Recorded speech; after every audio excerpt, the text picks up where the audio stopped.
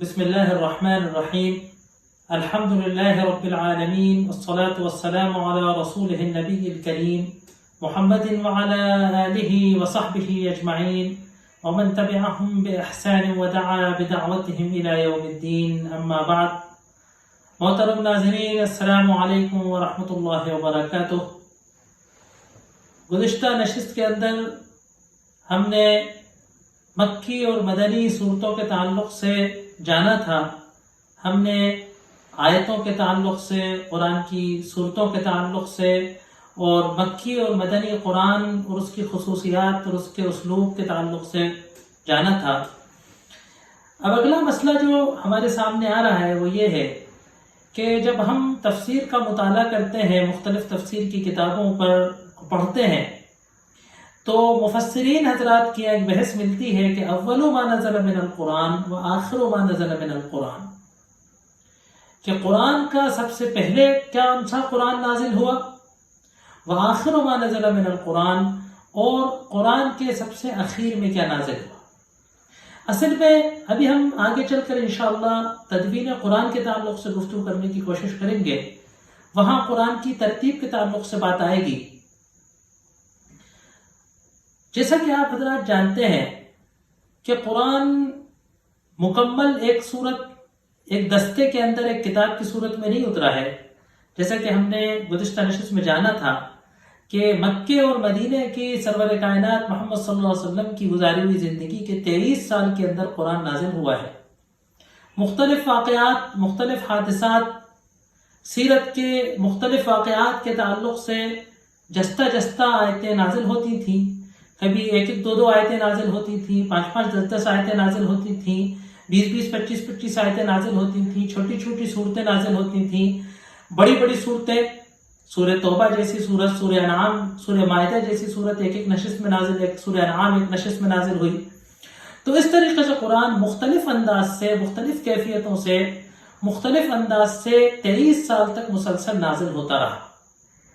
اس سلسلے میں انشاءاللہ شان نزول کے تعلق سے بھی گفتگو ہوگی۔ قرآن کی ترتیب نزول کی وہ نہیں ہے جو مصحف کی ترتیب ہے۔ قرآن کی 2 ترتیبیں ہیں، ایک ترتیب مصحف کہ سورہ فاتحہ پہلی صورت ہے، پھر سورہ بقرہ ہے، پھر سورہ آل عمران ہے، اس طریقے سے سورہ ناس، قل اعوذ برب الناس آخری صورت۔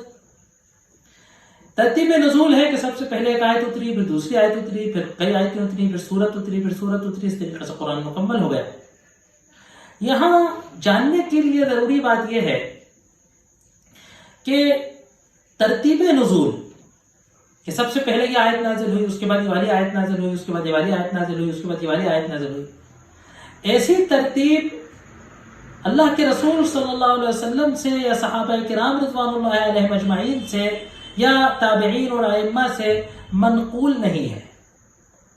ہاں اشارے ضرور ملتے ہیں، کیونکہ اس کو جاننے کا طریقہ صرف حدیث کی یا صحابہ کی روایات ہو سکتی تھی، ہے نا۔ کوئی قیاس کا طریقہ ایسا نہیں ہے کہ جس سے ہم یہ معلوم کر لیں کہ کون سی آیت پہلے کی ہے، کون سی آیت بعد کی ہے۔ تو قرآن کی کچھ آیتوں کے تعلق سے، کچھ صورتوں کے تعلق سے تو روایات ملتی ہیں کہ یہ فلاں وقت نازل ہوئی اور یہ فلاں وقت نازل ہوئی، یہ پہلے نازل ہوئی، یہ بعد میں نازل ہوئی، یہ اس کے بعد یہ نازل ہوئی، لیکن پورے قرآن کی آیات کو نزول کے اعتبار سے مرتب نہیں کیا جا سکتا، کیونکہ اتنی معلومات ذخیرہ تفسیر میں اور ذخیرہ حدیث میں فراہم نہیں ہے۔ کچھ لوگوں نے ایسی کوششیں کی ہیں، دعوے کیے ہیں، کچھ ہمارے شیعہ حضرات کا دعویٰ تھا کہ حضرت علی رضی اللہ عنہ کے پاس اس طریقے کا ایک مصحف مرتب تھا، لیکن بہت سارے اسکالروں نے اس بات کی کوشش کی کہ مختلف بکھری ہوئی روایات اور یہ بڑی بڑی کتابوں کے جو مجلدات ہیں ان کے اندر سے روایات کو چھانٹ کے سمیٹ کے نزول ترتیب نزول کے اعتبار سے قرآن کو جمع لیا جائے، لیکن ایسا ہو نہیں سکا۔ اللہ تبارک و تعالیٰ کی کوئی حکمت ہے کہ باقاعدہ جو ہے مصحف کی ترتیب نزول محفوظ نہیں، کیونکہ ترتیب نزول جو ہے کہ یہ آیت کب نازل ہوئی، یہ چیز قرآن کے مسائل کو سمجھنے میں اور قرآن کے موضوعات کو سمجھنے میں، آیتوں کے صحیح مفہوم کو سمجھنے میں، اور اس سے زیادہ اگر ہم آگے چلیں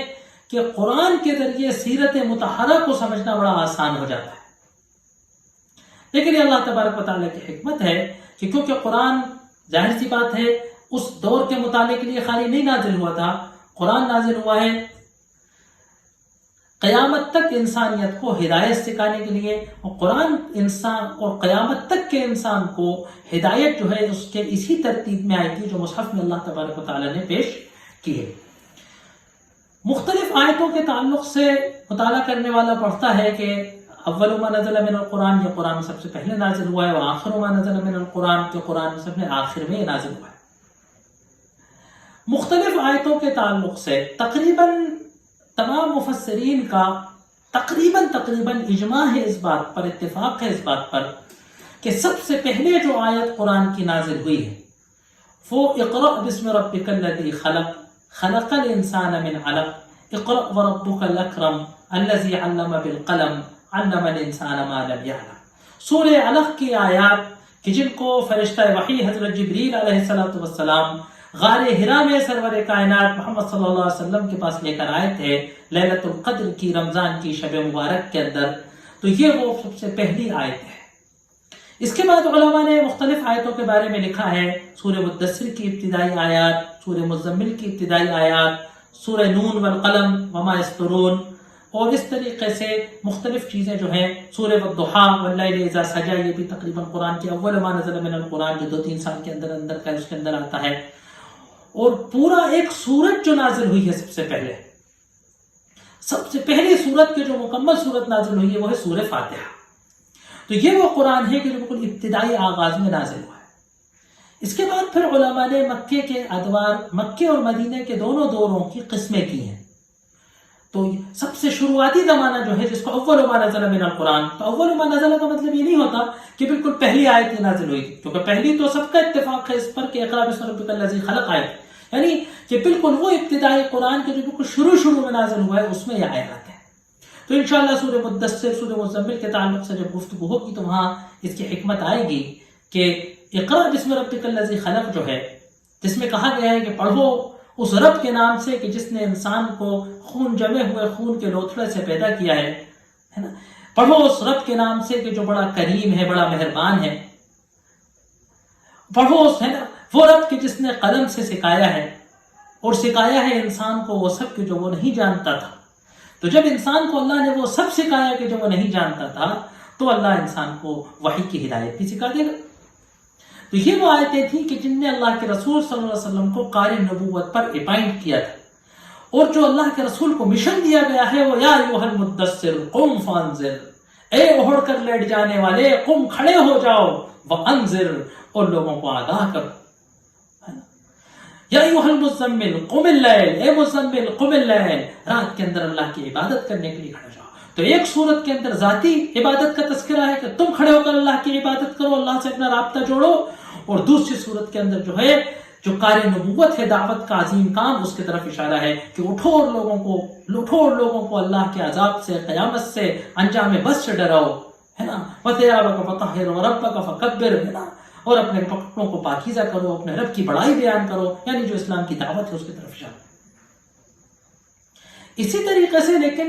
آخر ما نزل من القرآن کہ سب سے آخری قرآن کیا نازل ہوا ہے، اس میں علماء میں بڑا اختلاف ہے، اور اختلاف کی بنیاد ہے کہ صحابہ کرام رضوان اللہ علیہم اجمعین سے مختلف آیات کے تعلق سے یہ روایت ہے کہ آخر ما نزل من القرآن کہ سب سے آخری قرآن کا جو حصہ نازل ہوا ہے وہ یہ ہے۔ مختلف آیتوں کے تعلق سے بات کہی جاتی ہے، سورہ اذا جاء کے بارے میں کہا جاتا ہے، سورہ مائدہ کی جو آیت ہے الیوم اکملت لکم دینکم واتممت علیکم نعمتی، اس کے بارے میں کہا جاتا ہے۔ آخر ما نزل کے بارے میں، آیت کلالہ کے بارے میں کہا جاتا ہے، سورہ نساء کی جو آخری آیت ہے یستفتونک فی الکلالہ قل اللہ یفتیکم فیہ، تو کلالہ کے بارے میں آتا ہے۔ آیت ربا کے تعلق سے روایات میں آیا ہے، صحیحین کی روایت میں آیا ہے کہ سب سے آخر جو قرآن میں نازل ہوا وہ سورہ بقرہ میں جو ہے فَلَمْ يَأْذَنُوا بِحَرْبٍ مِّنَ اللَّهِ وَرَسُولِهِ کہ سود کے بارے میں جو آیت ہے کہ جو سود سے نہیں باز آتے تو وہ اللہ اور اس کے رسول کی طرف سے اعلان جنگ سن لیں۔ تو مختلف آیتوں کے بارے میں بات آتی ہے، اس میں علماء نے تطبیق یعنی اس میں تناسب پیدا کرنے کی یہ روایت یہ صورت پیدا کی ہے کہ تحقیق سے جو بات ثابت ہے وہ یہ ہے کہ اللہ کے رسول صلی اللہ علیہ وآلہ وصحبہ وسلم کی وفات سے چند دن پہلے تک قرآن نازل ہوا ہے. یہاں تک کہ جمعرات کی روایت ہے، بعض روایتوں میں 3 دن پہلے، بعض روایتوں میں 9 دن پہلے. تو یعنی یوں سمجھیے کہ آپ کے مرض وفات میں، آپ کی آخری بیماری کے آخری دور تک آپ کی حیات مبارکہ میں قرآن نازل ہوا. اور جو محقق بات ہے علماء کی وہ یہ ہے کہ سورہ بقرہ کی جو آیت ہے وَاتَّقُوا يَوْمَ تُرْجَعُونَ فِيهِ ثُمَّ تُوَفَّىٰ كُلُّ نَفْسٍ مَا كَسَبَتْ وَهُمْ لَا يُظْلَمُونَ، یہ جو سورہ بقرہ کا آخری حصہ ہے، یہ آیت کو آخر ما نزل من القرآن کہا جاتا ہے. اور ظاہر سی بات ہے، دیکھیے اس کے اندر مطابقت بھی ہے وَاتَّقُوا يَوْمًا، کہ بھئی اس پورے قرآن کے نزول کا، اس پوری بعثت کا، اللہ کے رسول صلی اللہ علیہ وسلم کی اس وحی کی زندگی کا ما حاصل کیا ہے کہ انسان آگاہ رہے، ڈرے، تیاری کرے اس دن کی کہ جس دن اللہ کی طرف لوٹ کر جانا ہے. کیونکہ اللہ جو اس دن ایسے خدا کے پاس جانا ہے کہ جو ہر راز کو جانتا ہے، ہر دل کی گہرائی میں چھپے رازوں کو پہچانتا ہے، اور وہ انصاف کا دن ہے، اس دن کسی کے ساتھ ظلم نہیں ہوگا. تو یہ آیت نازل ہے. اسی کے ساتھ کہا جاتا ہے، بعض علماء نے کہا کہ جو اب آیا کے ساتھ شراب کی اور ربا کی جو آیت ہے، تو ہو سکتا ہے کہ یہ آیت کے ساتھ اللہ کے رسول صلی اللہ علیہ وسلم نے وہ پوری آیت پڑھی ہو، تو صحابہ نے اس کو آخر ما نزل من القرآن. پوری سورت کے اعتبار سے جو آخری نزل ہوئی ہے وہ ہے سورہ اذا جاء. چھوٹی صورتوں میں اذا جاء نصر اللہ والفتح، اور آخر ما نزل سورہ توبہ کہا جاتا ہے. تو یعنی پوری مکمل سورت جو ایک ساتھ نازل ہوئی ہے کسی خاص مضمون پر، وہ سورہ توبہ نازل.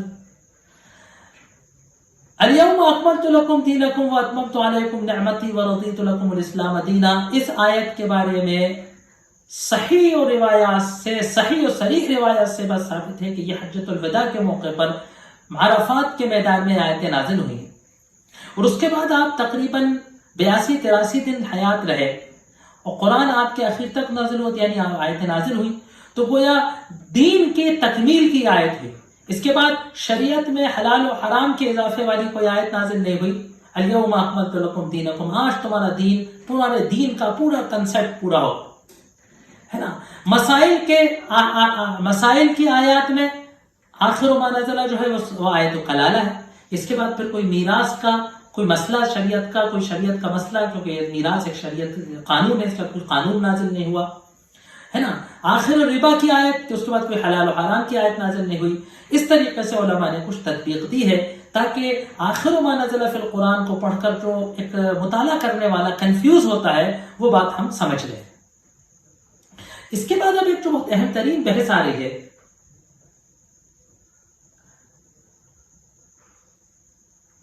اس کے بعد جو بہت اہم ترین بحث آ رہی ہے، اور جو میں سمجھتا ہوں کہ تفسیر کے تعلق سے اور تفسیر کا مطالعہ کرنے والے کے تعلق سے اس کو جاننا بے حد ضروری ہے، وہ ہے شان نزول. دو باتیں ہیں. اول تو یہ کہ شان نزول ہے کیا، اور دوسری بات یہ کہ شان نزول کو جاننے میں یا شان نزول کا علم حاصل کرنے سے ہمیں تفسیر کو سمجھنے میں، قرآن کو سمجھنے میں فائدہ کیا ہے. میں نے اس سے پہلے بھی آپ کو ایک بار بتایا تھا اسی تعارف کے سلسلے میں کہ بعض حضرات، بعض اسکالر ہمارے یہاں ایسے ہیں کہ جن کو یہ کہنا ہے کہ اگر آپ کو خالی عربی زبان آتی ہے تو آپ قرآن کا مفہوم سمجھنے کے لیے انڈیپینڈنٹ ہیں. دیگر وہ علوم کے جو مفسرین نے کہا ہے کہ جن علوم کا تفسیر قرآن کے لیے جاننا ضروری ہے، یہ بات درست نہیں ہے. اگر عربی آتی ہے تو آپ قرآن سمجھ سکتے ہیں، آپ انڈیپینڈنٹ ہیں قرآن کو سمجھنے میں. ایک طریقے سے میں نے آپ کو بتایا تھا کہ ایک حد تک تو یہ بات صحیح ہے کہ قرآن کو سمجھنے پر کوئی کسی کی منوپلی نہیں ہے. قرآن عربی زبان کی ایک کتاب ہے، جسے عربی زبان آتی ہے وہ سمجھ جائے گا کہ اللہ مجھ سے کیا کہنا چاہتا ہے. لیکن قرآن کی علوم کو جاننے کے لیے، اور جو اللہ کے رسول صلی اللہ علیہ وسلم نے قرآن 2 حصوں میں دیا کہ اتلو علیہم آیاتہ، یتلو علیہم آیاتہ، تلاوت کیجیے، سمجھ جائیے. وَيُعَلِّمُهُمْ، اور قرآن کا جو علم ہے، قرآن کے جو علوم سے آراستہ ہونا ہے، قرآن کی گہرائیوں میں جو تدبر غور و خوض کرنا ہے، اس کے لیے چند وہ علوم ہے کہ جن کے جانے بغیر قرآن میں گفتگو کرنا انتہائی خطرناک بات ہو سکتی. میں پہلے اس کی طرف اشارہ کر چکا ہوں. تو لہٰذا وہ حضرات کہتے ہیں کہ شان نزول کی خاص ضرورت نہیں ہے، قرآن سب کے لیے اترا ہے تو شان نزول سے جوڑنے سے اس کا کوئی تعلق نہیں ہے۔ اس سلسلے میں دو باتوں کو ذہن میں رکھنا بہت ضروری ہے۔ نمبر ایک تو یہ ہے کہ ہر آیت کا دو پہلو ہیں، ایک ہے اس کی تفسیر خاص اور ایک ہے اس کی تفسیر عام۔ مثال کے طور پر قرآن کہتا ہے، اور دیکھو مثال اس شخص کی کہ جس نے انکار کیا، تو ایک تو اس کی تفسیر خاص ہے کہ جس کافر کے تعلق سے، جس مشرک کے تعلق سے، جس منافق کے تعلق سے آیت نازل ہوئی ہے وہ اس کا مراد ہے، اور ایک اس کی تفسیر عام ہے، اس کی ایک تعبیر عام ہے کہ جو بھی کوئی اس آیت کا مصداق ہوتا ہے وہ اس کی تفسیر میں شامل ہے۔ اس کے دو پہلو ہیں۔ بعض حضرات نے شان نزول میں اتنا غلو کیا کہ جتنی آیتیں یہودیوں کے تعلق سے تھیں، یہودیوں کے علماء کے تعلق سے تھیں، یہودیوں کی بےایمانیوں کے تعلق سے تھیں، یہودیوں کی بدعملی کے تعلق سے تھیں، یہودیوں کی نفاق اور بدخصلتی کے تعلق سے تھیں، ان سب کو کہہ دیا کہ یہ تو یہودیوں کی آیتیں ہیں، تو ہم مطمئن ہو گئے کہ بھئی ہمارا ان سے کیا لینا دینا، بھئی یہ تو یہودیوں کی آیتیں ہیں۔ کہ کہانی کی قرآن سنا رہا تھا، ہم نے سن لی، قصہ تھا، یہ تو کفار قریش سے متعلق ہیں، یہ تو بت پرستوں سے متعلق ہیں، یہ تو حبل پوجنے والوں سے متعلق ہیں، یہ تو ابو جہل سے متعلق ہے، یہ تو عتبہ ابن ربیعہ سے متعلق ہے، یہ فلاں کافر سے۔ تو گویا انسان کو ایسا لگتا ہے کہ یہ آیتیں تو ان حضرات سے متعلق تھیں یا ان واقعات سے متعلق تھیں، میرا ان سے کیا لینا دینا۔ تو قرآن جو براہ راست ہم کو مخاطب کرتا ہے اور جو ہم کو وہ اپیل کرتا ہے، وہ جو ہم کو وہ ابھارتا ہے، وہ چیز کم ہو جاتی۔ لہذا علماء نے کہا کہ قرآن کو خالی شان نزول میں الجھا کر رکھ دینا یہ قرآن کا صحیح حق ادا کرنا نہیں ہے۔ قرآن کو اس کی تفسیر خاص، تفسیر عام، تفسیر خاص، تعویل خاص کے جو خاص مخصوص واقعے سے نازل ہوا تھا، لیکن اس سے جو جنرل پرنسپل نکل رہا ہے، اس سے جو ایک کامن اصول نکل رہا ہے، اس سے جو ایک کامن بات نکل رہی ہے جو ہم آپ پر سب پر منطبق ہوتی ہے، جو اس کی اصل سیکھ ہے، وہ تفسیر عام ہے، وہ قیامت تک مفہوم رہے گا۔ اب شان نزول کا رول کیا ہے؟ اس تفسیر عام کو سمجھنے کے لیے اس تفسیر خاص کو سمجھنا کیوں ضروری ہے، اس بات کو سمجھنا بہت ضروری ہے۔ جب قرآن کسی واقعے کو بتاتا ہے تو اس واقعے کی نفسیات کو سمجھنے کے لیے، اس واقعے کے صحیح کنسیپٹ کو سمجھنے کے لیے، اس پس منظر کو سمجھنے کے لیے، اس کردار کی خصوصیتوں کو سمجھنے کے لیے کہ جس کردار کے بارے میں قرآن تبصرہ کر رہا ہے، اس شان نزول کو جاننا ضروری ہے، کیونکہ اس شان نزول کو جانے بغیر قرآن کے صحیح طریقے سے قرآن کے مدعا تک پہنچنا ہے نا پورے طریقے سے ممکن نہیں ہے، کیونکہ بات جس پس منظر میں کی گئی ہے نا، قرآن کہہ رہے ہیں کہ دیکھو ارایت الذی ینہی عبدا اذا صلی، دیکھو اس شخص کو جو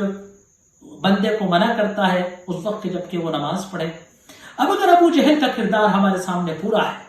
اور اللہ کے رسول صلی اللہ علیہ وسلم کا کردار ہمارے سامنے پورا ہے، تب ہمیں سمجھ آئے گا کہ یہ آیت کس حق و باطل کی کشمکش کی بات کر رہی ہے، اور کیا وہ کردار ہے کہ جو ابو جہل کی اس کردار خاص کی روشنی میں آ کر ہمارے آج تک کام آتا ہے، کون سی وہ تصویر ہے، کس کردار کو قرآن یہاں فٹ کرنا چاہتا ہے۔ تو اصلاً تو قرآن جب بھی کسی کافر کے بارے میں بات کرتا ہے تو شان نزول میں بہت زیادہ ڈوبنا ضروری نہیں ہے۔ شان نزول تو اس لیے جانا جاتا ہے، سبب نزول تو اس لیے جانا جاتا ہے کہ ہم اس آیت کے نزول کے پس منظر میں پہنچ جائیں، اس ماحول میں پہنچ کر ہم اس آیت کے صحیح مطلب کو سمجھ سکیں۔ کبھی کبھی ایسا ہوتا ہے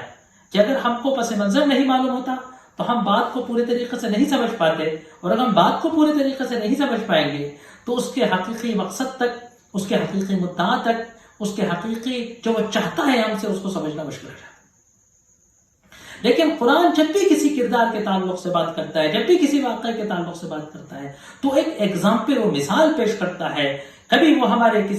دل کے کسی چور کو بیان کرتا ہے، کبھی وہ انسانی فطرت کی کسی بات کو بیان کرتا ہے، وہ کبھی انسان کی کسی ایکٹ کو، انسان کے کسی کردار کے پہلو کو بتاتا ہے، وہ کبھی انسانی معاشروں کی کسی کمزوری کو بتاتا ہے، وہ کبھی کسی انسان کے معاشروں کی کسی ضرورت کو بتاتا ہے، کبھی وہ حق و باطل کی کشمکش کی جو نفسیات ہے، حق کا جو مزاج ہے، حق کو اپنے حق پر برقرار رہنے کے لیے جس صبر و عزیمت کی ضرورت ہے، جس کردار کی ضرورت ہے وہ بتاتا ہے۔ کافر جس کردار سے کھڑا ہو کر باطل کی پشت پناہی کرتا ہے، قرآن اس کردار کی نفسیات کو کھنگالتا ہے۔ الغرض قرآن ہم کو وہ کردار ہمارے سامنے رکھتا ہے، ہمارا کام یہ ہے کہ ہمیں ان کرداروں میں سے دیکھنا ہے کہ کس خط و خال و کردار میں ہم کو اپنے آپ کو اتارنا ہے، کس خط و خال و کردار سے ہمیں اپنے آپ کو بچانا ہے۔ قرآن سچائی کے کردار بتاتا ہے، دیانتداری کے کردار بتاتا ہے، ایمانداری کے کردار بتاتا ہے، شجاعت و شہامت کے کردار بتاتا ہے، اللہ کے راستے میں اپنے آپ کو قربان کر دینے والے، مٹ مر جانے والوں کے کردار بتاتا ہے۔ ہمیں ان کرداروں میں اترنا ہے۔ اور قرآن بے ایمانوں کے کردار بتاتا ہے، منافقوں کے کردار بتاتا ہے نا، جھوٹوں کے کردار بتاتا ہے، باطل کی پشت پناہی کرنے والوں کے کردار بتاتا ہے، ان کی نفسیاتی برائیاں بتاتا ہے اور ان کے انجام بد کو بتاتا ہے۔ ہمیں اپنے آپ کو اس کردار سے بچانا ہے۔ دوسری بات یہ کہ شان نزول کا مطلب کیا ہے؟ بعض وقت مفسرین بہت طویل چلے جاتے ہیں شان نزول کو بیان کرنے۔ ظاہر سی بات ہے، دیکھیے شان نزول جاننے کی ترکیب یہی ہے کہ یا تو اللہ کے رسول صلی اللہ علیہ وسلم کی طرف سے یہ ہمیں منقول ملے کہ آپ فرمائیں کہ یہ آیت فلاں سلسلے میں نازل ہوئی ہے، یا صحابہ کرام رضوان اللہ علیہم اجمعین کہ جن کے سامنے قرآن نازل ہوا تھا وہ قرآن کے نزول کے گواہ تھے، چشمدید گواہ تھے وہ قرآن کے نازل ہونے کے، وہ یہ بات بتائیں کہ یہ آیت کس سلسلے میں نازل ہوئی تھی، تو یہ شان نزول ہے۔ ظاہر سی بات ہے قرآن کی ہر آیت کی شان نزول یا سبب نزول موجود نہیں ہے۔ اگر ہم تفسیر کی کتابوں میں، احادیث کی کتابوں میں شان نزول پر جو صحابہ نے فرمایا ہے، سلف نے فرمایا ہے، مفسرین کبار نے فرمایا ہے، اس پر اگر ہم غور کریں، تدبر کریں، تو ہمیں پتہ چلے گا کہ ایک ایک آیت کے کئی شان نزول روایتوں میں موجود ہیں، اور ایک ایک شان نزول پر کئی آیتیں موجود ہیں، یہاں تک کہ کسی شان نزول پر مکی آیتیں ہیں، اسی شان نزول پر روایتوں میں مدنی آیتیں بھی ہیں۔ کسی مکے کے واقعے پر مدنی صورتوں کے تعلق سے کہہ دیا گیا کہ اس آیت کی شان نزول فلاں واقعہ ہے، جبکہ وہ صورت تو مدینے میں اتری ہے اور وہ واقعہ مکے میں ہوا تھا۔ کبھی اس کا الٹا کتابوں میں ملتا ہے کہ کسی مکی آیت کے بارے میں کہہ دیا جاتا ہے کہ یہ اس کی شان نزول فلاں ہے، جبکہ واقعہ تو مدینے میں ہوا تھا، غزوہ بدر میں ہوا تھا، غزوہ احد میں ہوا تھا۔ تو غور کرنے سے آپ کو یہ پتہ چلے گا کہ جب تک تفسیر ایک ٹیکنیکل علم نہیں بنا تھا، خالی روایتوں میں نقل ہوتی تھی تفسیر کے علوم، اس وقت تک صحابہ سبب نزول میں، شان نزول میں اور تعویل قرآن کے اندر بہت زیادہ ڈیفرنٹ فرق نہیں کرتے تھے۔ تو بہت سے اوقات میں شان نزول اس وقت بھی کہہ دیا گیا ہے کہ یہ سیرت کا واقعہ ٹھیک اس آیت کے مفہوم پر اتر رہا ہے، ضروری نہیں ہے کہ یہ آیت اسی لیے اتری ہوگی۔ اسی لیے میں آپ کو بتا رہا ہوں کیونکہ کبھی کبھی جو نیا آدمی قرآن کا مطالعہ کرنا شروع کرتا ہے، تفسیر جاننا شروع کرتا ہے، اور وہ یا تو کوئی اردو وغیرہ میں، عربی میں مختصر سی تفسیر کی کتاب پڑھنا شروع کر دیتا ہے، یا آج کل یہ جدید وسائل کی سہولت موجود ہے تو وہ مختلف قسم کی تفسیرات کو سننا شروع کرتا ہے، تو کبھی کبھی اس کو ایسا لگتا ہے کہ صاحب فلاں صاحب نے تو شان نزول اس آیت کی یہ بتائی تھی، فلاں صاحب نے تو یہ بتا دی، اب آیت تو ایک ہی شان نزول اس کی ہو سکتی ہے۔ تو صحابہ کے یہاں شان نزول کے مفہوم میں بڑا توسع تھا۔ وہ آیت واقعتاً اس واقعے میں اتری ہو اس کو بھی شان نزول کہتے تھے،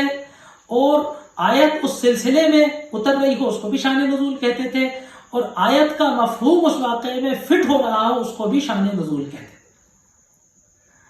تو یہ تعلق جو ہے شان نزول سے بہت اہم بات ہے، اور بڑا مزہ آتا ہے۔ آپ انشاءاللہ جب تفسیر شروع ہوگی، ابھی صورتوں کی تفسیر جب شروع کریں گے انشاءاللہ، تو شان نزول جب آتا ہے اور شان نزول کے تعلق کے پس منظر میں رکھ کر جب ہم آیت کو دیکھتے ہیں، اور پھر اس تفسیر خاص سے جب ہم آیت کا اصل فائدہ تفسیر عام میں لیتے ہیں تو بڑا مزہ آتا ہے۔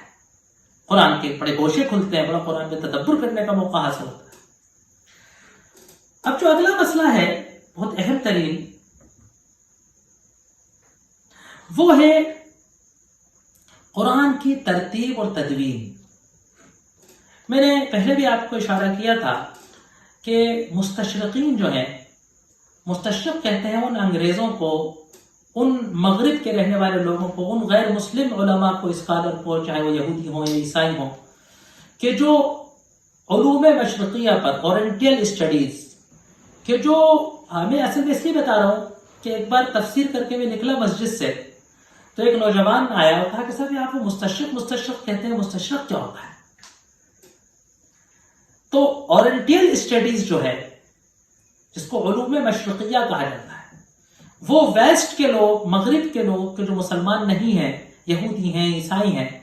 وہ جب علوم مشرقیہ یعنی مشرق کے تاریخ، مشرق کی لینگویجز، زبانیں اور مشرق کے مذاہب اور ادیان پر جو کام کرتے ہیں تو ان کو مستشرقین کہا جاتا ہے نا۔ عربی زبان پر کام کریں، اردو زبان پر کام کریں، سنسکرت زبان پر کام کریں، اور دین اسلام کے بارے میں پڑھیں، ہندوازم کے بارے میں پڑھیں، عیسائیت کے بارے میں پڑھیں، تو یہ مستشرق کہے جاتے ہیں۔ لیکن خاص طور سے مستشرقین وہ رہے کہ جن نے اسلام کی تاریخ کو، اسلام کو، قرآن و حدیث کا، اسلامی علوم کا مطالعہ کیا، اور ان کے مطالعے کا مقصد تھا، دو مقصد تھے۔ ایک تو سادہ سا مقصد تھا کہ بھئی یہ بہت سارے علوم ہیں، میں ان کا علم حاصل کرنا چاہتا ہوں، لیکن زیادہ تر جو یہودیوں کا پری پلان مقصد تھا کہ ان علوم اسلامیہ کو حاصل کیا جائے، قرآن و حدیث کے علم کی گہرائی کو حاصل کیا جائے، عربی زبان کو حاصل کیا جائے، اس میں باقاعدہ اسٹڈیز کی جائیں، کالج اور یونیورسٹیز کھولے جائیں، اس کے مراکز قائم کیے جائیں، اور پھر اسلام پر تنقید کرنا، اسلام کو بدنام کرنا، اسلام پر کیچڑ اچھالنا، اسلام کے خلاف کام کرنے کے لیے اسلام کا گہرائی سے مطالعہ کرنا، اسلام کا بیرائی و باریکی سے مطالعہ کیا جائے تاکہ اسلام کے خلاف کام کرنا آسان ہو جائے۔ ان مستشرقین نے دو کام کی، ایک تو اسلام کا مطالعہ کر کے اس میں سے کچھ ایسے پوائنٹ لے لیے جس سے اسلام پر تنقید کی جا سکے، اور خاص طور سے ان بھولے لوگوں کو کہ جن کا خود اسلامی علوم اور اسلامی تاریخ پر کوئی مطالعہ نہیں ہے، انہیں کچھ نہیں معلوم ہے، ان کے ذہنوں میں شک پیدا کرنا اسلام کے عقیدے کے تعلق سے، اسلام کی شریعت کے تعلق سے، قرآن کے تعلق سے، حدیث کے تعلق سے، اور مختلف قرآن و حدیث کے موضوعات کے تعلق سے ان کے دل میں شک پیدا کرنا۔ دوسری بات یہ کہ قرآن کے اندر اور حدیث کے اندر اور اسلامی علوم کے اندر ایسے مباحث چھیڑ دینا، ایسے علمی نقطے چھیڑ دینا کہ جس سے مختلف اسکالر، مختلف علماء، مختلف طلباء جب اسلامی علوم کو پڑھیں تو وہ ان کے اندر ایک شک پیدا ہو، وہ یہ مانے کہ بھئی میں مسلمان ہوں، مانتا ہوں قرآن کو، اللہ پر یقین ہے، سب کچھ ہے، لیکن یہ ذرا سا اسلام میں عورتوں کے حقوق میں تو ذرا سی گڑبڑ ہے، یہ ذرا سا اسلام میں ایسا، خیر اللہ میاں پہ کون اعتراض کرے، توبہ توبہ استغفر اللہ، لیکن ذرا کچھ کھٹکتا تو ایسا۔ بس یہ ذہن جس دن بنا دیا مستشرقین نے، اس دن سے اسلام کے عقیدے کی دھراشائی میں وہ کامیاب ہو گئے۔ ایک ایسی پوری نسل مستشرق تیار کر چکے ہیں کہ جو مغرب میں رہتے ہیں، مشرق میں رہتے ہیں، ہمارے ملکوں میں رہتے ہیں، ان کی نادانی کی وجہ سے، ان کی بے علمی کی وجہ سے، ان کے مستشرقین سے متاثر و مرعوب ہونے کی وجہ سے، ان کے اپنے دینی علوم سے بے بساطی کی وجہ سے، دیگر اس بنیادی اسلامی علوم کی تعلیم سے جاہل ہونے کی وجہ سے، ناواقف ہونے کی وجہ سے وہ بڑی آسانی سے مستشرقین کا شکار ہو گئے، بلکہ اچھے مدارس کے فارغین، اچھے پڑھے لکھے لوگ مستشرقین کی چالوں میں آ کر جو ہے وہ پھنستے جاتے ہیں، اور وہ انجانے میں خود انہیں نہیں معلوم ہوتا اور مستشرقین کے اعلی کار بن کے اسلام کو انتہائی نقصان پہنچا۔ تو مستشرقین نے جو بہت سارے اسلام کے خلاف جو شبہے پیدا کیے ہیں، ان میں سے ایک شبہ یہ ہے کہ قرآن اللہ کے رسول صلی اللہ علیہ وآلہ وصحبہ وسلم کی وفات کے بعد لکھا گیا ہے نا، تو اب اس سے شک ہو گیا، لہذا ہم یہ بتانے کی کوشش کریں گے انشاءاللہ کہ قرآن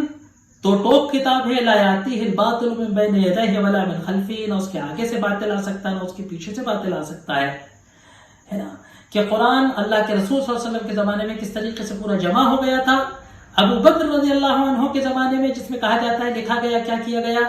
اور حضرت عثمان کے زمانے میں کیا کیا گیا، پھر یہ بعد میں جو اس میں کچھ زبر زیر اور نقطے وغیرہ ہیں وہ کیا تھے، اس کے بارے میں انشاءاللہ ہم تدوین قرآن اور ترتیب قرآن کے تعلق سے انشاءاللہ اس پر گفتگو کریں گے، اللہ تبارک و تعالیٰ نے توفیق دی۔ پھر انشاءاللہ حروف مقطعات وغیرہ ہیں، قراءت حروف سبعہ وغیرہ ہیں، اور پھر انشاءاللہ یہ تعارف قرآن کا سلسلہ اللہ نے چاہا تو ختم ہو جائے گا، پھر ہم انشاءاللہ تفسیر شروع کریں گے۔ وآخر دعوانا ان الحمدللہ۔